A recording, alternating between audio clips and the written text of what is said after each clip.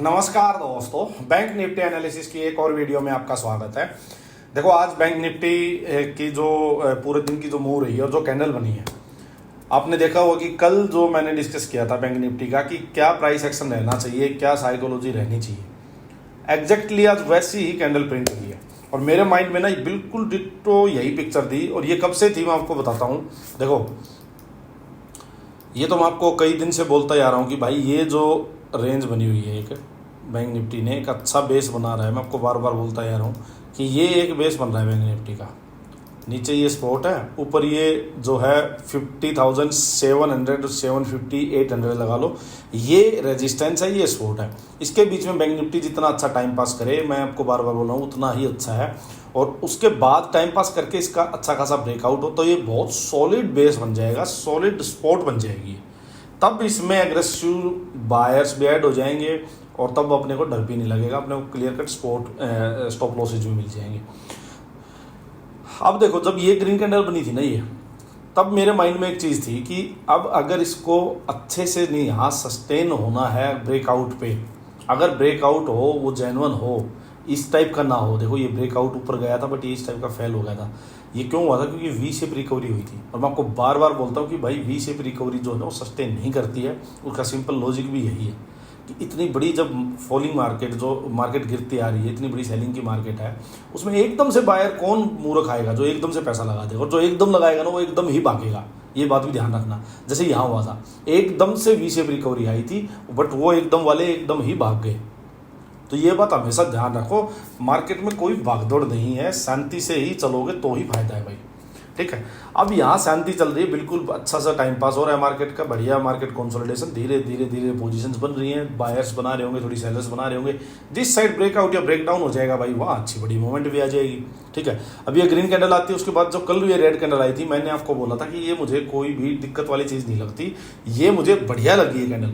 मेरे माइंड में जो बिल्कुल क्लियर कट जो प्राइस एक्शन की जो पिक्चर बन रही थी ना, वो यही थी कि यार ये ऐसी ही ग्रीन कैंडल एक और लगातार प्रिंट नहीं होनी चाहिए। अगर कल वाली कैंडल की जगह कोई ग्रीन कैंडल होती और इसका ब्रेकआउट करवा देती तो मैं फिर इस ब्रेकआउट पे थोड़ा डाउटफुल रहता, उतना कॉन्फिडेंस मुझे नहीं आता। बट ये रेड कैंडल आई, बहुत अच्छा हुआ। उसके बाद आज जो बिल्कुल डिटो जो कैंडल मैं सोच रहा था वही कैंडल आज प्रिंट हुई है और कल वाली कैंडल के ऊपर ही इसने अपनी क्लोजिंग दी है। तो बढ़िया प्राइस एक्शन दिखाई दे रहा है यहाँ से। अब आज का एक बार ट्रेड डिस्कस करते हैं। चलो देखो, आज ट्रेड बहुत बढ़िया हो सकता था बट अपनी एंट्री मिस हुई है। बट कोई बात नहीं, मार्केट है, यही देती है भाई, 10 में से एक आध बार एंट्री मिस भी करवा देती है। देखो, एक चीज जो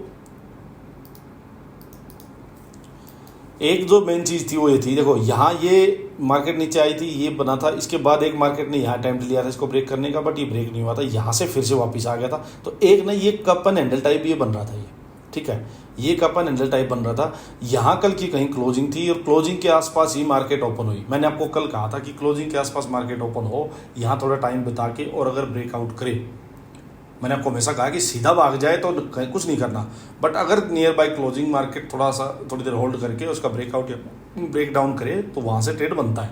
और आज तो जो ट्रेड था वो बिल्कुल प्राइस एक्शन की साइड ही था कि जो एग्जैक्टली प्राइस एक्शन मैं सोच के चल रहा था वही था। होता क्या है, मार्केट देखो यहीं पे ओपन होती है, ओपन होकर 3 कैंडल यहाँ रुकती हैं, उसके बाद ये ब्रेकआउट करता है, इसका अपन हैंडल का ब्रेकआउट हुआ, ये बहुत ही बढ़िया ब्रेकआउट था, अच्छा ट्रेड बन गया था। ये बिल्कुल जो माइंड में पिक्चर थी ना, क्लियर थी, वही थी। हुआ क्या कि यार मैं थोड़ा सा एंट्री की वेट करता रहा कि एंट्री थोड़ी नीचे और मिल जाए, कि थोड़ा और नीचे यहाँ एंट्री दे जाता, ये मेरा स्टॉप लॉस होता, बहुत बढ़िया ट्रेड हो जाता फुल क्वांटिटी के साथ वाला। बट इसने एंट्री नहीं दी तो भाई नहीं दी। अब ज़बरदस्ती मार्केट के साथ कुछ नहीं होता है, ये सीधा ही ऊपर खींच गया, अदरवाइज बहुत ज़बरदस्त ट्रेड होता है यहाँ से।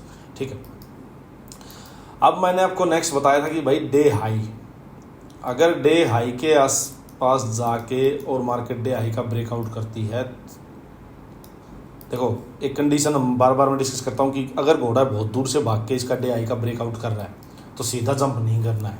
ये मैं बार बार आपको चीज़ बोलता हूँ। हुआ भी वही कि बहुत दूर से घोड़ा भाग के आया, इसने ब्रेकआउट कर दिया, ब्रेकआउट करने के बाद डायरेक्ट जंप नहीं करना था। यहाँ मार्केट ने टाइम बिताया भाई, टाइम बिता के और इसने की रेंज बनाई। मैं आपको बार बार बोलता हूँ ये चीज़ कि टाइम बिता के इसको थोड़ी देर होल्ड करे, अगर ब्रेकआउट किया है काफ़ी दूर से भाग के किसी इंपॉर्टेंट लेवल का, तो उसके ऊपर थोड़ी देर सस्टेन करने दो, होल्ड करने दो। देखो इसने थोड़ी देर होल्ड किया, होल्ड करके इसने इस पूरी रेंज का ब्रेकआउट करवाया, यहाँ पे ब्रेकआउट करवाया।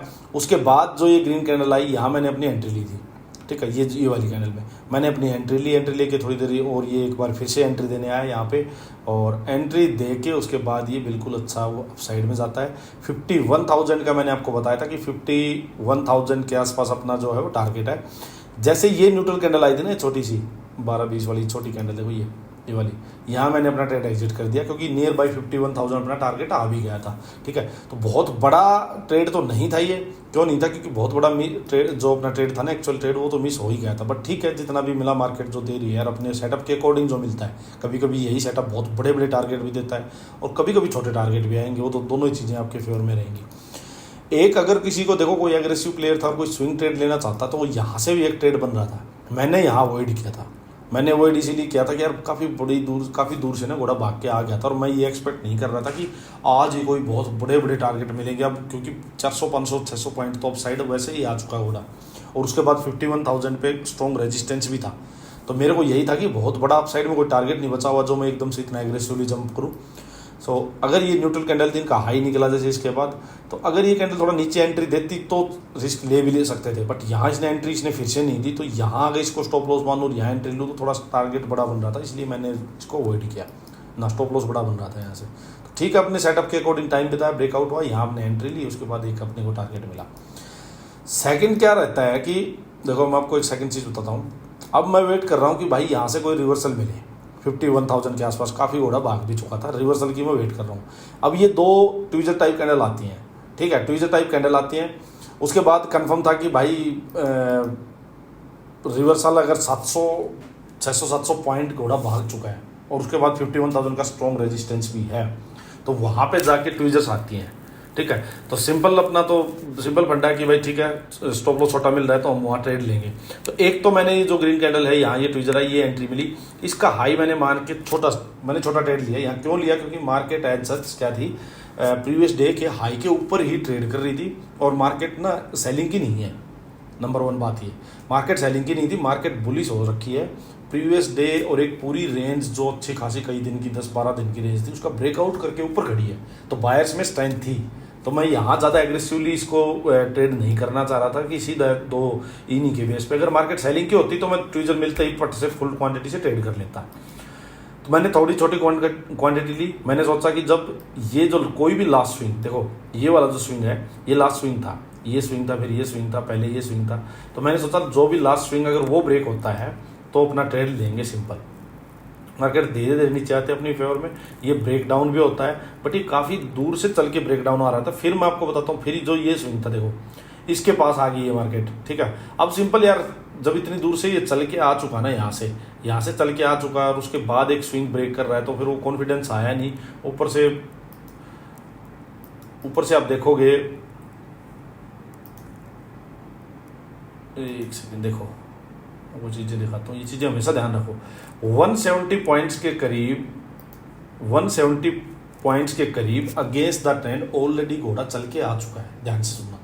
अगेंस्ट द ट्रेंड में रिवर्सल में 170 पॉइंट्स घोड़ा चल के आ चुका है, तो काफ़ी कुछ जो एक प्रॉफिट बुकिंग वाला, ये रिवर्सल के ट्रेड ना सिर्फ प्रॉफिट बुकिंग के होते हैं, फ्रेश कोई सेलिंग वगैरह के ट्रेड नहीं है। तो प्रॉफिट बुकिंग में 170 पॉइंट घोड़ा चल के आ चुका है अगेंस्ट द ट्रेंड, तो ये काफ़ी था। इसमें एग्रेसिवली मैं यहाँ आते ही, स्विंग का ब्रेक होते ही मैं ट्रेड नहीं ले सकता था। फिर मैंने जो थोड़ी सी क्वांटिटी ऐड की ना, वो कहाँ की मैं फिर बताता हूँ आपको। देखो ये नीचे आया, नीचे आके एक चीज़ आप देखोगे, देखो ये हाई बन रहा है, इस हाई के कंपेरिजन में नीचे आके फिर ये लोअर हाई बनाया, फिर नीचे आता है, फिर एक ये लोअर हाई टाइप यहाँ बनाया, फिर नीचे आता, फिर एक ये लोअर हाई बनाया, और लोअर हाई पे जब ये एनगल्फिंग आई, देखो लोअर हाई पे ये एनगल्फिंग आई, इस कैंडल ने ऊपर एंट्री दी, यहाँ कहीं सी मैंने इसकी एंट्री ली थी। मैंने ये सोचा था कि अगर ये स्विंग ब्रेक होगा तो अपना ठीक है एग्जिट कर देंगे, ठीक है। कुछ क्वांटिटी यहाँ थी, कुछ क्वांटिटी मैंने यहाँ ऐड की, सिंपल यही सोच के कि यार फिर से लोअर हाई बना दिया, और इस लोअर हाई के ऊपर ये एनगल्फिंग आई। टाइम 3 बजे के आसपास का 2:50 हो रखा था, तो टाइम भी बहुत ज़्यादा हो रखा था। बट फिर ये बहुत बढ़िया ट्रेड गया, और इस ट्रेड का अपना सिंपल ये था कि यार ये जो ग्रीन कैंडल बनी है इनके लो के आसपास या इस स्विंग के आसपास कोई आए, बट जैसे ये ग्रीन कैंडल मेरे को दिखी मैंने एग्जिट कर दिया, क्योंकि टाइम काफ़ी होगा 3:15 का टाइम। बट ये अच्छा ट्रेड मिला अपने को, बहुत बढ़िया, बिल्कुल अच्छा ट्रेड। बट इसका लॉजिक आप समझ लेना कि लोअर हाई बना इस और एनगल्फिंग हाई, इस वजह से यहाँ मैंने इस स्विंग के ब्रेक होते ही नहीं लिया था, ये ट्रेड मैंने अवॉइड कर दिया। पहले मैंने सोचा था कि इसके ब्रेक होने पे लूँगा, बट ये काफ़ी चल के आ चुका था तो वो कॉन्फिडेंस आ नहीं रहा था कि और बहुत ज़्यादा नीचे जाए। बट हाँ, यहाँ अच्छा ट्रेड मिल गया था, तो ठीक है, ये अपने ट्रेड रहे छोटे छोटे। अब चलो डिस्कस करते हैं एक बार, टाइम वो काफ़ी हो गया यार। देखो अब सिंपल सा बात समझना, करना क्या है, अगर मान लो मार्केट अब सेम लेवल पे जहाँ क्लोजिंग है, ब्रेकआउट हो चुका है इस रेंज का, बट उतना खास ब्रेकआउट नहीं है, थोड़ा सा अप साइड में गई है वीक कैंडल। अगर ये डे जहाँ क्लोजिंग हुई यहीं पे ओपन होती है मार्केट, और यहीं पे ओपन होके और थोड़ी देर टाइम बिता के और अप साइड में ब्रेक करती है, ध्यान से सुनना, जहाँ पे ओपन होती है ये क्लोजिंग हुई यहीं पे, और यहाँ से टाइम बिता के अप साइड में ब्रेक करती है, तो बाइंग कंटिन्यू रहेगी, मार्केट बुलिश साइड की है, ये हो चुकी है अभी, ठीक है। यहाँ से बाइंग कंटिन्यू रहेगी, डे हाई फर्स्ट टारगेट होगा, डे हाई के पास जाके मार्केट बहुत ज़्यादा एग्रेसिव मान, डे हाई के पास जाके थोड़ा टाइम बिता इसको फिर से ब्रेक करे, देन अप साइड का टारगेट जो है ना वो फिर से अपना वही कि 150-200 पॉइंट, देखो यहाँ से चलोगे तो एक टारगेट फिर ये 51,300 के आसपास का होगा। इस टाइप से 150-200 पॉइंट के टारगेट अपने को रखने हैं, जहाँ भी रेजिस्टेंस आए अपना ठीक है प्रॉफिट बुक कर लेंगे। अच्छा, अगर मार्केट यहाँ से ओपन होकर नीचे की साइड आने लग जाए तो देखो सेलिंग साइड में नहीं जाएंगे जब तक इस ग्रीन कैंडल का लो ब्रेक नहीं होता, 50,400 ये लो है अराउंड, ये जब तक ब्रेक नहीं होता तब तक सेलिंग की मार्केट नहीं है। जितना भी मार्केट नीचे आएगी, जहाँ भी सपोर्ट मिलेगी वहीं पे मार्केट कोई भी बुली सेटअप दे तो बाइंग ही करनी है, ध्यान से सुनना इन बातों को। यहाँ सेलिंग साइड नहीं जाएंगे जब तक इसका लो ब्रेक नहीं होगा, ठीक है। जितना भी मार्केट नीचे आए, 50,500 के पास में आए, ठीक है, जहाँ भी नीचे सपोर्ट पे आए और वहाँ मार्केट थोड़ा टाइम बिता के जैसा भी या कोई भी बुली सेटअप दे, कोई एंगल्फिंग दे, कुछ दे, बुली सेटअप दे, अपने को बाइंग ही करनी है, सिंपल बात है, ठीक है। अगर मार्केट मान लीजिए गैप अप हो जाती है बड़ा, अगर डे हाई के आसपास ही गैप अप हो जाए, मान लो फिर से 200-300 पॉइंट अप साइड में गैप अप हो जाए, तो फिर एकदम से जंप नहीं करेंगे, फिर ये जो डिस्टेंस घोड़े को कवर करना था वो ऑलरेडी हो चुका होगा, फिर नहीं करेंगे। फिर मार्केट या तो क्लोजिंग के आसपास वापस आए, यहाँ कोई वापस से बुली सेटअप देगी तो बाइंग का वापस ट्रेड लेंगे, ठीक है, सिंपल। अगर मार्केट गैप डाउन हो जाती है तो जितना भी बड़ा गैप डाउन होगा उतना ही बायर्स एग्रेसिवली ट्रेड करेंगे इसको। अब ये ध्यान देना, डे लो के आसपास तक जितना भी नीचे गैप डाउन होती जाएगी बायर्स उतना ही एग्रेसिवली करेंगे, तो जहाँ भी बायर्स बाइंग का सेटअप मिलेगा बाइंग करेंगे।